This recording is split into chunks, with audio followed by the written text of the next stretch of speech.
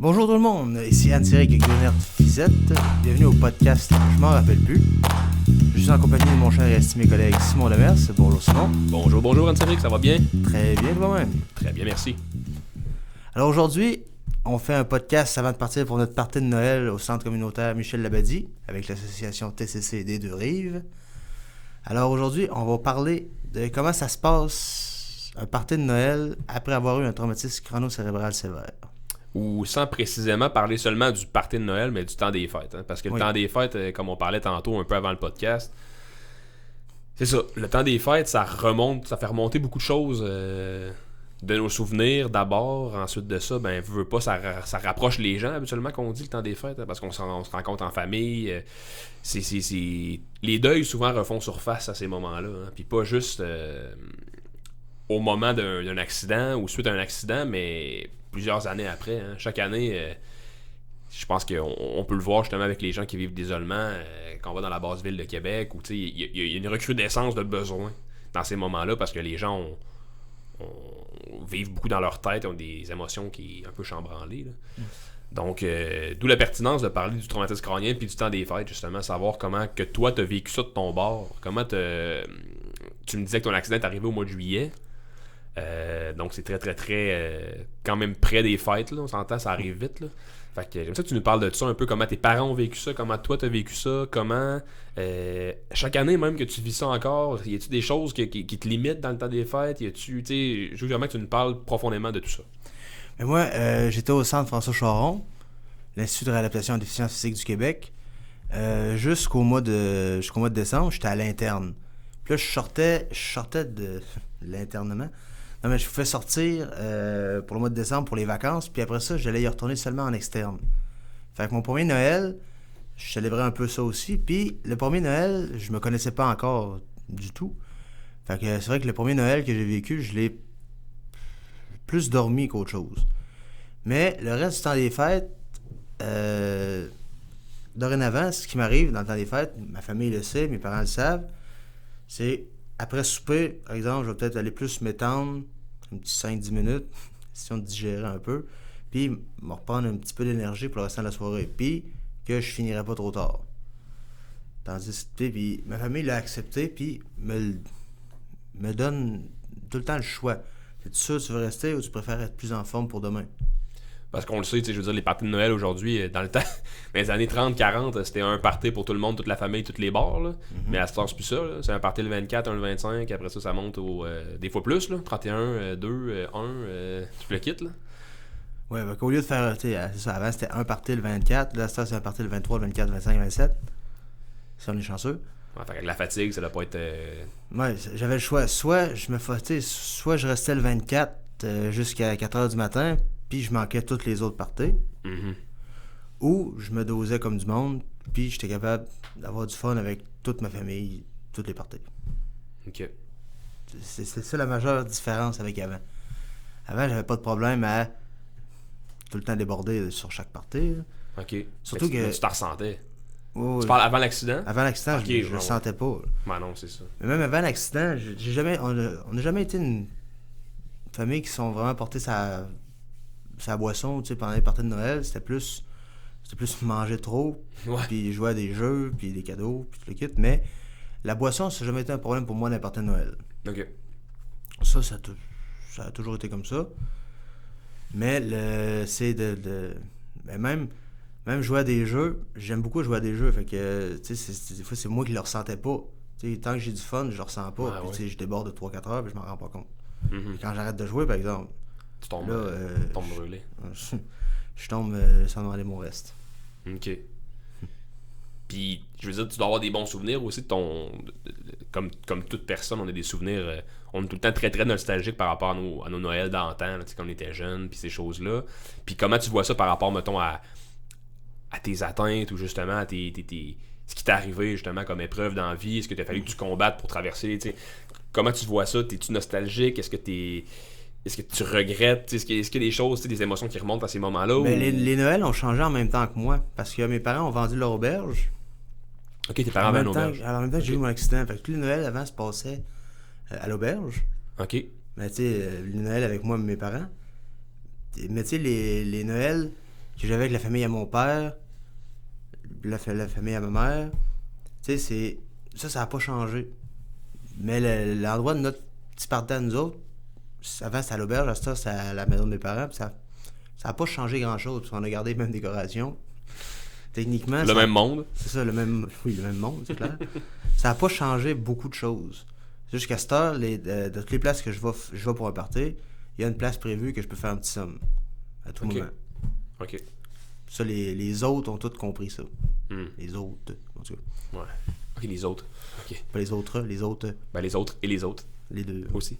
Les autres. Mais ce qui est intéressant aussi, c'est qu'on avait fait une demande. On était supposé avoir dans ce podcast-là, on était supposé avoir une dame finalement qui est la mère d'un traumatisé crânio-cérébral, qui était supposée venir justement au podcast. Puis étant donné justement les complications, comment dire, dans l'horaire du temps des fêtes, les parties, les ci, les ça, ben il fallait choisir. Fallait qu'elle choisisse vraiment entre venir au podcast ou faire autre chose, dont la raison pour laquelle présentement elle n'est pas là.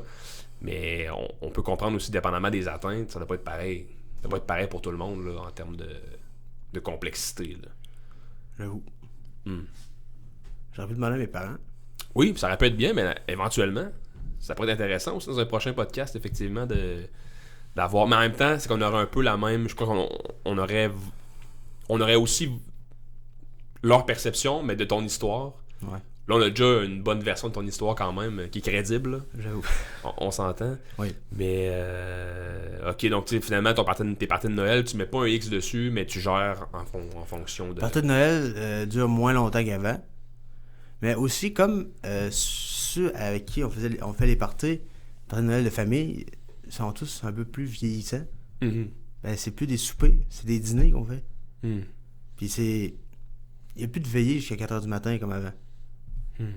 C'est le fun. Puis avec des amis, toutes mes amis dans le temps des fêtes ont aussi leur partie de famille, tout ça. Fait que, tu sais, j'ai moins la pression sociale d'aller virer une brosse avec des amis pour Noël. Mm-hmm. Façon de parler, là. Ouais, je comprends. Mais, mettons, disons qu'on prend Anne-Céric, là c'est Anne-Céric qui a une famille, qui a un entourage, des amis, tu sais. Si on prend Anne-Céric, une autre version d'Anne-Céric qui n'existe pas, mais tu sais, qui serait isolée. Du moins qui vivrait en appartement à Basseville, tout seul. Avec un TCC aussi, un peu les mêmes atteintes, quand tu parlais de la fatigabilité, ces choses-là, mais en étant seul. Comment tu percevrais ça, de ton point de vue, justement, de... Point de vue, comment je suis rendu aujourd'hui, d'avant, ce que je ferais, c'est que je sortirais veiller d'un bar. OK. Dans le Noël, c'est sûr. Mais de mon point de vue aujourd'hui, même juste l'hiver, je veux moins sortir tard le soir, fêter. Mm-hmm. Parce que si je tombe endormi, dans la neige, je vais rester là. Surtout isolé, comme tu dis. Moi, j'habite relativement en région. Fait que c'est isolé. Je sors pas tard le soir, seul. Mm-hmm. Pour fêter, même sans boire nécessairement, juste avec une trop grande fatigabilité, faut pas que je sorte. Non. Parce que tes capacités sont affaiblies, oui, pas par la fatigue. Juste sans boire, j'ai la démarche de quelqu'un affecté. Fait que... Ben, ça me fait penser à quelque chose, justement, il y a quelques semaines, quand on était en coloc à Montréal avec l'OQTC, là. Il y a une dame qui travaillait dans le coin de Toronto, si je me trompe pas, et dans Vancouver, qui avait fait une étude sortant que, grosso modo, 50% des gens itinérants auraient subi un TCC. Donc, tu comprends, moi, ça m'a fait capoter, puis je voulais en parler dans ce podcast-là, parce qu'on sait que comment l'itinérance, justement, puis comment la pauvreté au Québec, dans le temps des fêtes, c'est incroyablement triste, là, de voir ça, comment l'Aubrivière, c'est plein, tous ces endroits-là, c'est plein, puis quand tu te dis qu'en plus, probablement, que 50% de ces gens-là ont subi un TCC, puis que c'est pas par lâcheté qu'ils se prennent pas en main, ou qui a jamais été traité, ou... c'est ça, qu'il n'y a jamais eu de réadaptation, ou qu'ils n'ont jamais pris au sévère, ils n'ont jamais pris... comment dire, en considération les avertissements, comme, tu sais, un TCC, pour eux, c'était peut-être juste une commotion, ou... Mais Colin, c'est fou pareil de se dire ça, là. Mais suite à cette étude-là, y a-t-il des actions qui ont été prises pour régler ça? Ben, encore une fois, je pense que dans tout ce qui est de la sensibilisation, aujourd'hui, c'est différent, tu sais, tu fais un TCC, comme tu disais tantôt, tu te ramasses à François Charon, t'es pris en charge étant un TCC, tu sais, étant un traumatisé crânio-cérébral. veux pas, t'as toujours le droit de refuser les services. Mais je pense que les services de base, l'État se doit de te les donner, mais à l'époque, c'était pas comme ça. Les gens, à l'époque, il y a bien du monde qui se sont rendus compte juste 30 ans plus tard qu'ils avaient fait un TCC. Là. Fait que ces gens-là vivent dans cette ambivalence-là. Coudon, pourquoi je suis pas capable de me remettre aux études? Pourquoi je suis pas capable de garder une job plus que 2 semaines? Pourquoi je suis pas capable de... Mais c'est ça quand même. Puis ça m'a fait penser à ça parce que je me suis dit, dans le temps des fêtes, il y a tellement d'itinérants justement qui profitent de divers services comme justement les soirées de bingo de Noël spéciales, plein d'affaires comme ça. Puis moi, de me dire qu'il y a peut-être 50% de la clientèle qui est là qui ont subi un TCC, je trouve ça aberrant. Qu'ils savent. Qu'ils savent pas. Ben, ou qu'ils savent, mais que jamais qu'ils pensent que ça pourrait être induit à ça. Parce qu'avec ça, peut-être que c'est justement, comme tu parlais l'autre jour de ton cousin, je crois, là, qui avait eu un TCC, qui est tombé dans la drogue, puis tu sais, beaucoup de gens, par non-connaissance ou par mauvaise introspection, finalement, tombent dans la drogue, tombent dans l'anxiété, tu sais, je veux dire, l'isolement, puis ça crée des problèmes énormes. Fait que le TCC, dans ce temps-là, tu le gardes tout le temps comme en arrière, puis tu y penses pas. Ben non, tu penses à la drogue en premier, il faut que j'arrête la drogue, il faut que j'arrête... Mais tabarouette, le TCC joue sur tout ça. Une fois que tu vas arrêter la drogue, l'alcool, le TCC serait pas réglé. Ben non, ben c'est ça. Puis c'est sur ça, je trouve ça vraiment spécial je voulais avoir ton avis là-dessus, tu sais, justement, de se dire que tabarouette, je sais pas si t'avais déjà pensé à ça. Ben non. Mais moi, quand j'ai su ça, ça m'a vraiment sonné des cloches. Je me suis dit, tabarouette, ces gens-là ont jamais eu, peut-être qu'ils ont déjà eu une réadaptation, mais limite, là, juste comme on leur met debout. Ils marchent, ils parlent, toute l'équipe, mais fatigabilité, irritabilité, impulsivité, tu sais. Mais y aurait-tu de quoi à faire pour pas pour ces gens-là, mais que ces gens-là pourraient faire? Ben, c'est certain que moi, j'ai l'impression que si les neuropsys, si les psychologues avaient des... Comment dire? Des portes ouvertes? Ben, des portes ouvertes, mais plus je cherche mes mots un peu, là. Mais de savoir c'est qui en a un, qui en a pas. C'est difficile de rassembler tout le monde de la basse ville de Québec puis de dire, OK, qui a un TCC ici, qui n'en a pas? Et ça devient quand même un peu difficile. Puis là-dessus, ben, je veux dire, ils ont-tu le goût de se faire dire qu'en plus de leur problème de drogue, de consommation, ils ont aussi un TCC? Puis, tu sais, eux, probablement qu'ils pensent pas à ça. Mais je pense que peut-être qu'il y en a des cas qu'on a perdus, puis qui vont être difficiles à aller chercher, mais du moins, avec la sensibilisation, c'est vraiment d'éviter que ça recommence. Qu'une personne qui a un TCC, c'est pas quelqu'un de paresseux. Quelqu'un qui a un TCC, que le monde autour le décourage pas. Ils font plus l'encourager à chercher de l'aide. Ben oui. Parce que si personne t'encourage à chercher de l'aide, ben comme on disait dans le premier podcast, la motivation, ça vient de l'intérieur. Hein. Ça vient de soi. T'sais, les gens peuvent te motiver puis t'éclairer vers t'éclairer de conseils que tu as le droit de prendre ou pas. Mais c'est toi qu'il faut qu'il te mobilise. En tant qu'adulte, du moins. Là. Tu te mobilises à prendre une démarche ou ne pas la prendre. T'sais. Puis ces gens-là sont tellement dans la... Quand tu es désaffilié à ce point-là de la société, justement, tu n'as même pas de... T'as pas de numéro d'assurance sociale, t'as pas de carte d'assurance maladie, t'as pas d'adresse, t'as pas de compte de banque. Et comment tu veux te remettre debout, tu sais? Pas de solution. En plus de tous les symptômes qu'on peut dire. Puis je veux dire, ça, c'est... L'étude que je te parlais, c'est vraiment dans l'ouest du Canada. Là. Je sais pas à quel point c'est identique avec la problématique d'itinérance au Québec. Mais reste que ça doit être relativement semblable. C'est le même pays. Ben, logiquement, là. Mais je vais te poser la question justement à propos de ça parce que je me disais, tu sais, on a beaucoup de membres à l'association qui, oui, ont des proches, ont une famille qui les appuie, qui les aide en tout temps. Tu sais, un peu dans ton cas, tu as une famille qui est proche, qui est présente. Tu es un gars fort aussi, tu as du courage beaucoup à travers ça. Des gens qui ont le même courage, la même force, mais sans environnement, sans sécurité autour de toi, sans personne avec qui tu peux passer un temps des fêtes. Ça va être difficile. J'avoue qu'aller dans les centres que tu disais, l'Aube-Rivière, tout ça, ça c'est une bonne solution. Ou juste aller, aller à l'église. Ah oui. Il ferme jamais les portes à personne. Effectivement. Puis c'est ça qui est intéressant puis qui est triste un peu à la fois. C'est dans le temps de Noël que là, on devient nostalgique puis c'est là qu'on a le goût d'aider. Moi, en tant qu'intervenant, j'ai cette fibre-là à l'année. Là. C'est ça qui est positif avec l'association, c'est que nous, on est toute une gang d'intervenants qui ont toute cette fibre-là, mais à longueur d'année. Ouais. Mais quand tu vois que justement ces centres-là sont remplis, puis c'est là, c'est à Noël que le monde veut donner de l'aide, mais c'est pas qu'à Noël, on s'entend que...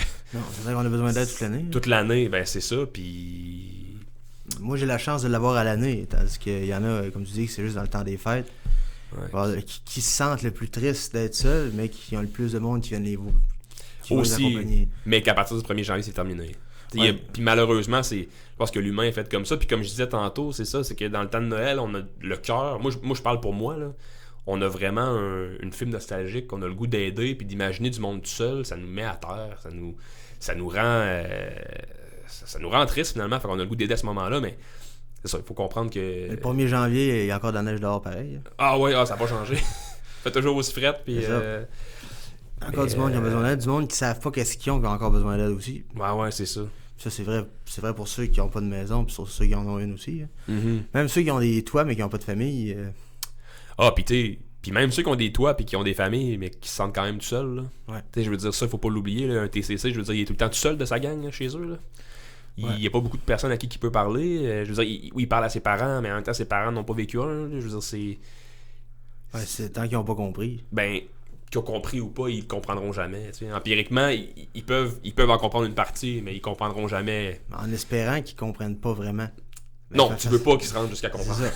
Tu veux pas qu'ils se rendent jusqu'à faire un accident de voiture pour comprendre. C'est comme pour être membre de l'association traumatisme crânien, il faut avoir fait de traumatisme crânien. Fait qu'on cherche pas trop à avoir des nouveaux membres. Ben non. Idéalement, ça serait le fun qu'il n'y en ait plus. Hein? C'est ça. Mais et justement, l'importance d'avoir des soirées comme ce soir. Des parties de Noël pour les membres, pour les intervenants, pour tout, mais surtout pour les membres. Justement pour que ceux qui en vivent pas de parties de Noël, ben qu'au moins ils puissent. On n'est pas encore tout à fait de Noël, mais qu'au moins qu'ils puissent vivre un moment positif relié avec Noël, puis pour une fois ne pas être tout seul. T'sais. Au lieu de suivre un réveillon à TV. Là. Ben oui. Puis ce qui est le fun, c'est que toutes les familles, des membres viennent à soir. Ben, oui. En tout cas. Fait qu'ils comme moi, par exemple, mes parents vont pouvoir connaître ceux avec qui je fais du théâtre, ceux avec qui je fais de l'impro, ceux avec qui je fais d'autres affaires. Mm-hmm. Parce qu'en tant que proche aidant aussi, c'est le fun de pouvoir parler puis d'échanger, pas nécessairement de parler du cas précis de son enfant, mais juste savoir comment eux leur poussent dans ça, voir leur niveau d'énergie, tu sais. Parce que tes parents, c'est pas si pire, ça fait quand même longtemps que c'est arrivé. Ils sont comme rodés, là, je pense. Oh oui. Puis toi aussi, t'es pareil, t'es rodé, t'es sur une ligne, ça va bien, tu sais. Mais quand ça vient juste d'arriver, là, ben, tu dois être comment d'année? Tu dois être un peu sur le cul, excuse-moi du terme, là, mais un peu tout le temps, là.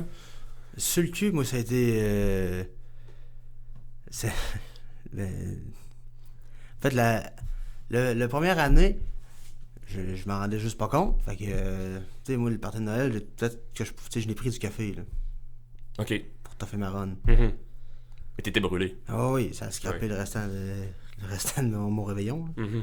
Mais ça t'offre pas longtemps du café pour un traumatisme crânien. Ah, puis même pour quelqu'un qui n'a pas de traumatisme crânien, qui est habitué d'en boire, comme dans mon cas, ça passe vite aussi. Ah, si tu veux, le système s'habitue.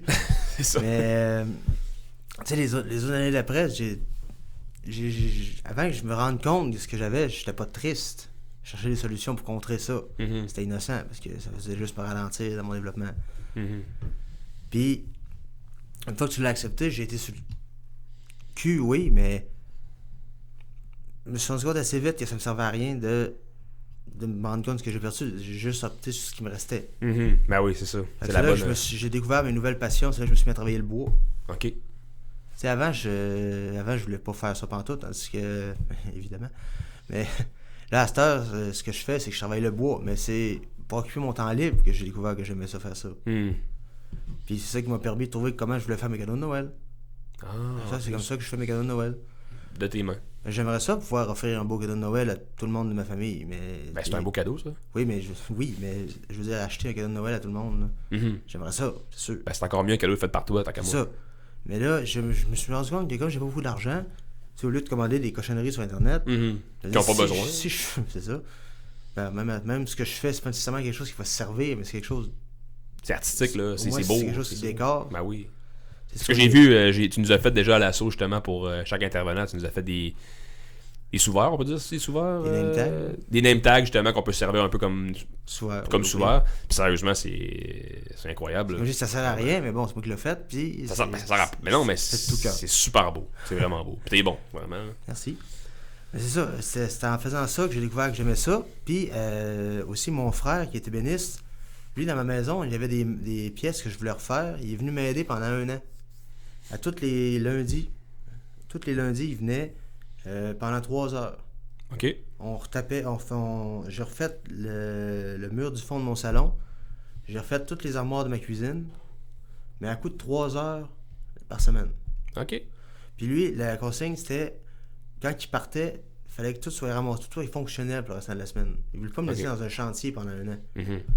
Parce que si tu dis 3 heures de travail, C'était 3 heures de marteau, t'as 2 heures de plus là-dessus qui était installer le stock puis de ramasser le stock. Non. 3 heures de travail, c'était, il arrivait, on faisait 3 heures, il partait. OK, ouais. Mais le stock t'es ramassé pour que tu puisses refaire ta semaine correctement. Ouais, pour que ce soit confortable à vivre le reste de la T'étais semaine. pas dans le bordel l'année. On a tout teint les murs. Bon, on a tout posé les murs en lambris.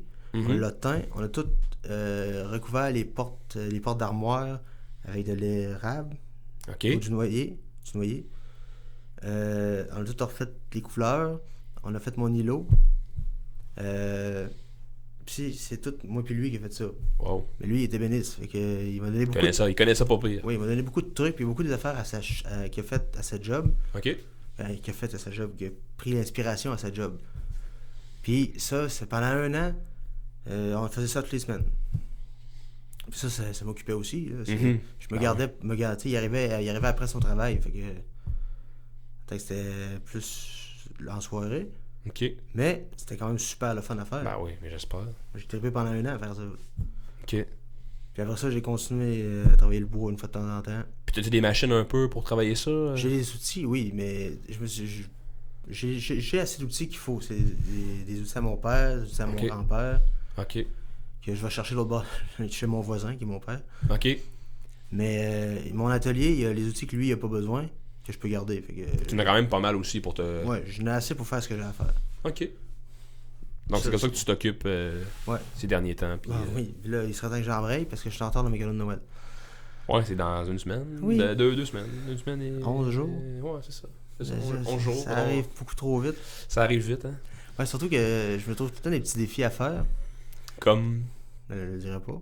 Ah ben non, ok. Je suis inclus dans les Non, mais je veux pas... T'es pas spoiler... Je veux pas spoiler mes cadeaux de Noël, voyons. à tes parents qui vont l'écouter, le podcast. Ouais, on sait jamais. Ouais, j'espère qu'ils vont l'écouter. Non, moi aussi. Mais, ok. Ben, je suis content d'avoir eu ce dialogue-là avec toi. Je pense que c'est... Moi, c'est une affaire qui me tracassait beaucoup de savoir comment vous passiez le temps des fêtes. Moi, l'année passée, j'ai commencé à l'association, puis ça m'a frappé, tu sais, quand je parlais aux membres, je leur demandais qu'est-ce que vous faites dans le temps de Noël. Ben, rien. Rien, tu sais. Rien pantoute. T'as-tu la famille un peu qui descend? Non, rien pantoute. Je suis comme, tabarouette. On s'entend que c'est une réalité pour beaucoup, beaucoup de gens qui ont des atteintes XY, là. Mais des côtoyer puis de savoir qu'il allait rien faire à Noël, des membres avec qui je passe mes semaines, là, ça me travaillait beaucoup. Puis je voulais avoir ton avis là-dessus, justement, comment toi tu passais ton temps des fêtes à toi, puis comment tu te percevais là-dedans, qu'est-ce que tu ferais avec les mêmes capacités, mais pas le même environnement. Moi, je vais t'avouer que je conseillerais d'aller chez des amis ou trouver quelqu'un d'autre qui a rien à faire. De briser l'isolement, absolument. Trouver quelqu'un d'autre qui a rien à faire, puis faites-vous à partir de Noël. Est-ce que tu penses que c'est nocif pour quelqu'un de passer Noël tout seul? Non, pas nécessairement nocif. Okay. Mais tu sais, c'est pas nocif, mais c'est toujours plus le fun avec quelqu'un. Tu sais, voir un beau paysage tout seul, c'est génial, mais voir un beau paysage avec quelqu'un, c'est toujours plus le fun. Wow. C'est le même principe pour... C'est vraiment bien dit. C'est le même principe pour une soirée de Noël. C'est le fun de Noël, c'est merveilleux, mais tout seul, ça perd un peu son brillant. À part parler du bye-bye... Ouais, c'est pas nouvel an. Ouais, c'est ça, mais c'est le temps des fêtes quand tout de même. Là. Mais sur ces belles paroles, Anne, c'est vrai que je pense qu'on peut pas rien dire de plus beau que l'image que tu viens de dire là. Je pense qu'on va finir ça pour cette semaine. Pour ce mois-ci, en fait. Puis, je réitère ma demande que j'ai faite en vidéo sur Internet dans une publicité qu'on a mise sur la page Facebook de l'association. Si des gens veulent écrire des commentaires sous la vidéo, justement, d'anecdotes XY par rapport au TCC, c'est toujours intéressant. Parce qu'on n'a pas eu de feedback aucun, c'est triste. Malgré le 500 quelques vues, je pense qu'on a eu déjà sur la publication sur Internet. Là, on a eu beaucoup de visionnements, mais aucune suggestion. Aucun feedback. Mais continuez, parlez-en au plus de monde que vous connaissez. Ah oui, ben c'est beaucoup nos membres qui en font la promotion du podcast. Puis déjà, on approche quasiment de 1000 vues déjà à nos 2-3 vidéos qu'on a mis. Là. C'est quand même pas rien. C'est déjà ça. Je m'attendais pas à ça, honnêtement. C'est pas tant, on s'entend que c'est pas beaucoup, là. Mais sur la masse YouTubial, est-ce que ça se dit? Excuse-moi. Mais je pense que à notre niveau, plus le podcast va avancer, plus on va avoir des vues, puis plus les gens vont s'y intéresser. Donc, merci beaucoup, Anne-Céric. Ça fait plaisir. Merci à toi de m'inviter. Parfait. Puis merci à tout le monde de nous avoir écoutés. Puis on se revoit le mois prochain. Merci beaucoup. Au revoir.